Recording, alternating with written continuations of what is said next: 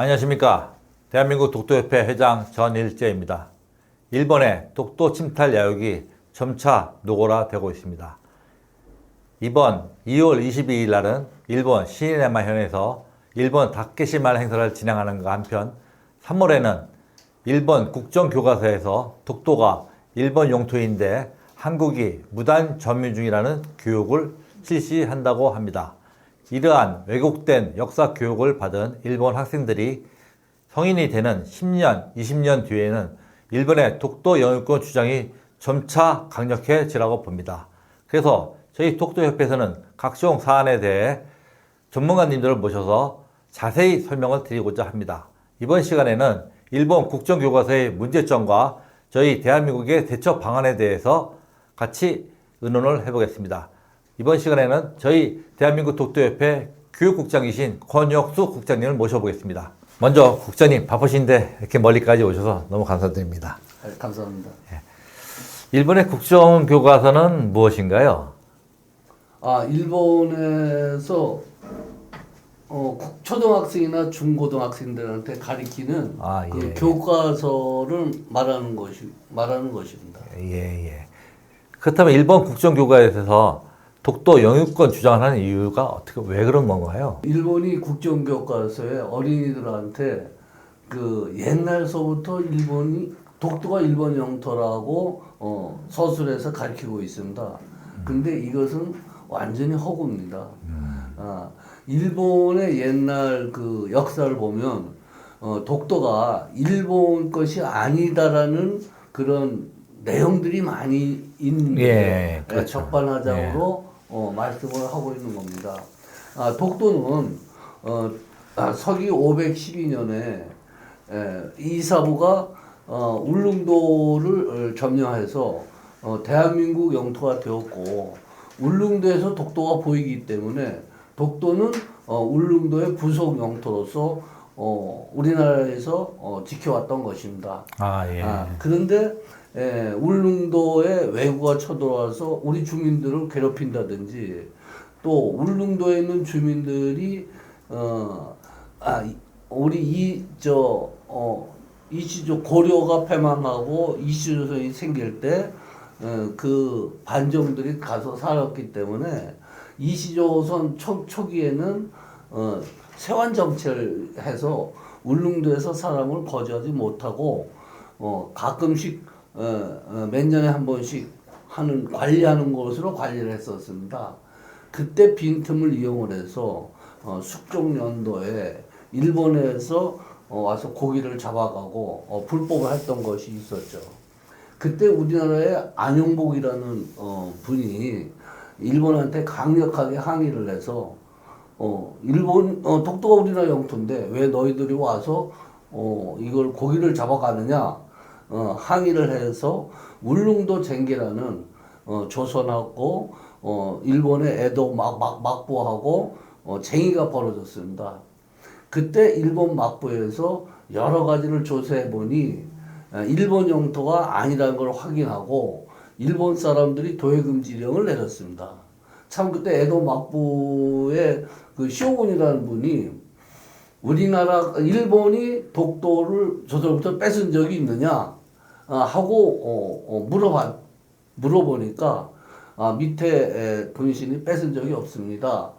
그러니까 그러면 우리가 가지 않으면 된 거지 뭐 돌려줄 필요는 없다. 일본인이 울릉도에 가지 못하게 해라. 이렇게 해서 도해금지령을 내렸고 그 도해금지령을 내린 200년간은 거기에 불법으로 갔을 경우에는 처형까지 하는 그래서 일본 사람들이 독도라는 이름을 전에는 울릉도는 다케시마 독도는 마쓰시마 이렇게 자기네들 명칭이 있었음에도 불구하고 그 명칭을 잊어버리고 까맣게 잊어버리는 사실이었습니다. 이상처럼 일본에서는 독도를 완전히 일본 영토가 아니라는 자료가 많이 있습니다. 네, 그렇다면 그럼에도 불구하고 일본이 국제법적으로 역사적으로도 일본 영토라고 주장하는 것은 어떠한 허구성을 갖고 있나요? 일본에서 역사적으로 일본 거라고 주장하는 거에 대해 반할 수 있는 것이 태정관 지령입니다. 예. 일본이 막부 정부에서 유신 정권으로 넘어가서 새롭게 일본 전체 영토가 어디까지인가를 새로운 지도를 만들려고 할 때 그때 일본 그 내무성에서 시마네현에서 내무성에 울릉도와 독도를 일본 영토로 집어넣을까요? 뺄까요? 질의응답을 했고 내무성에서는 다시 일본 당시 총기관인 태정관에 울릉도와 독도를 일본 영토로 해야 될지 말지 검토해달라라는 것을 올렸을 때 태정관에서 석 달 이상 충분한 조사 끝에 이것은 일본 영토가 아니다. 그래서 독도와 울릉도는 일본에 관심을 갖지 마라 라고 태정관 지령을 보냈기 때문에 완벽하게 역사적으로 일본이 울릉도 독도는 자기네 영토가 아니라는 것을 증명할 수 있는 것입니다.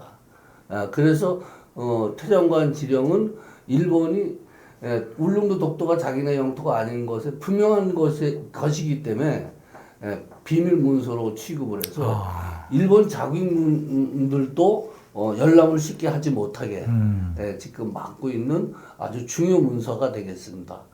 그것으로 봤을 때 역사적으로 봐도 독도가 우리나라 것이 분명하고 일본이 다시 1900년도 1905년도에 우리나라를 침범하려고 드니까 이것을 확인한 고종 황제께서는 1900년도에 독도 칙령을 발의를 해서 울릉도를 군으로 승격시키고 울릉군 안에 독도가 포함한다라는 것을 정식으로 관보에 발표를 했고 이것을 세계 만방에 발표를 함으로써 역사적으로 우리나라 걸 증명한 것이 됩니다.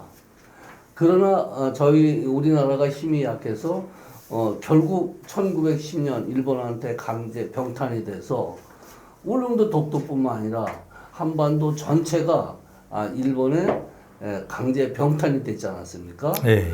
그랬을 때 연합국에서 일본하고 세계대전 2차전 때 우리나라를 독립시키자 하고 일본이 무조건 항복을 했을 때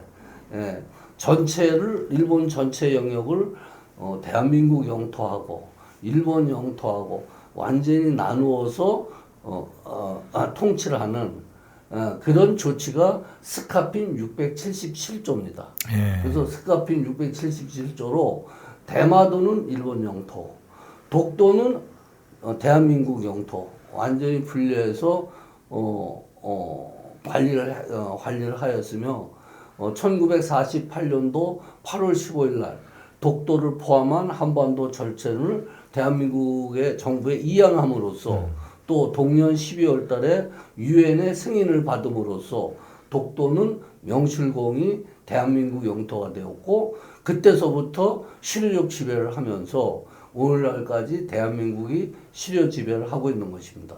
이처럼 역사적으로 볼 때나 국제법적으로 볼 때나 독도는 대한민국 영토임이 분명합니다. 예. 교육국장님 말씀에 의하면 신한일 어부협정이 저희 독도 문제에서 굉장히 큰 영향을 미쳤고 저희 협회에서도 신한일 어부협정에 대해서 다시 한번 주제를 삼아 다뤄보도록 하겠습니다.